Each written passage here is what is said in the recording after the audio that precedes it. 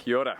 Welcome to Auckland, New Zealand. Me and my sister have just been on a trip of a lifetime, coming all the way here from the sunny Gold Coast to, the rainy Gold Coast to just the perfect weather. I mean, like, they call this the city of the long cloud, and we haven't seen any since we've been here, so very lucky. And you know, it's interesting, having the opportunity to travel and go to different countries, different cultures. It's an interesting journey. A lot of people think that going out into the world is an experience of an external form.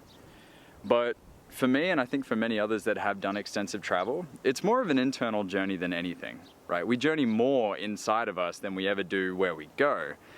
Because when we travel, we get introduced to new cultures, new lands, ways of doing things possibly a little bit differently than we do at home, or people thinking a different way than perhaps we do in our own heads.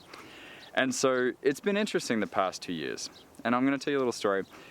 Back in 2017, I had just reached the peak of burnout, of just stress, of anxiety, of having a responsibility to my coaches and then being able to put food on the table, having a responsibility to my clients and being able to deliver a service that they invested their hard-earned money on. And I was burning all of this at the expense of myself, doing all these things and just burning the candle. And as we started to approach 2018, I was thinking, God, how can I avoid doing this again, but also be able to see the same results? And what I learned very quickly was I was asking the wrong question. I was asking, what should I do versus who should I be? And I learned very quickly that what I was doing at the time was not in alignment with what I needed as a young man of 25 years old. And so I stopped looking for a house to buy. I withdrew an offer on a lease to upgrade the business location. I sold everything in 12 weeks and took off to South America. I thought, you know what, fantastic. I can leave my worries behind, go to a foreign continent and discover myself, or be someone different.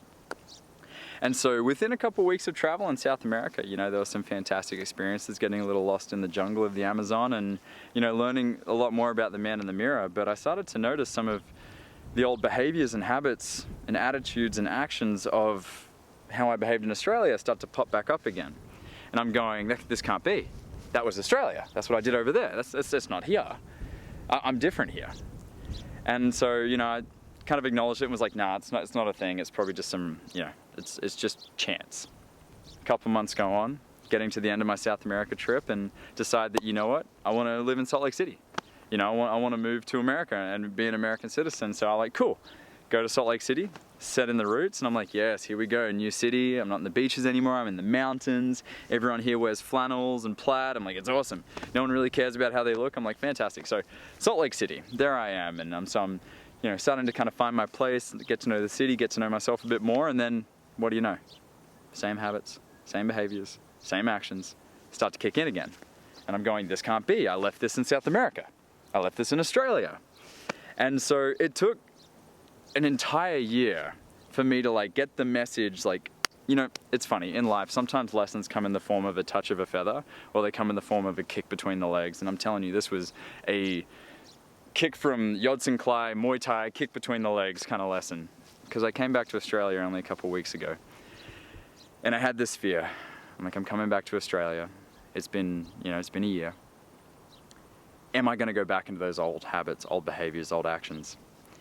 And it's interesting. The triggers and the environment can very much determine how we react to something, right? And then we have to choose how we react. But one thing I learned from a mentor that he told me, and this is kind of the whole point of this message, and this is something you might relate to if you find yourself wanting to get away from where you are, thinking you're going to find answers elsewhere. He told me, he said, Brandon, what's the one common denominator when you travel? I said, that you're getting away. He goes, no, it's you.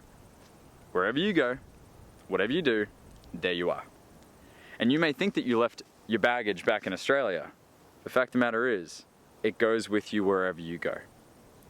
Now, it doesn't mean that you can heal some of this stuff. It doesn't mean that you can't work on it. It doesn't mean you can't, put in the good work to kind of shrink it down to something smaller that doesn't have as strong a control over your life. But it doesn't change the fact that wherever you go, there you are. And so to kind of sum this up and wrap it up and to kind of package it into a lesson that I'm really holding near and dear for me right now as I'm here in New Zealand is your kingdom is created by you. You determine who comes in, who goes out, how high the walls are, and how you rule that kingdom, right? You're in charge of that. No one should be able to determine how you run your kingdom. And what I mean by that is, you know, the space that you create where you go. And so just as a reminder, which is very much alive in me right now, that I'm working to remind myself, and something that might be alive and true for you, is that wherever you go, just know that you are bringing the best of what you got. You are bringing the worst of what you got. But it doesn't change the fact that there's no answers out there to cure anything that's going on in here. You have to look inside. Guys, it's been an absolute pleasure spending this time with you today. So grateful to have spent this time with my sister. We've never taken a trip together. Love you, sis. Love you. And yeah, next time you'll be seeing me is in the hopefully sunny Gold Coast.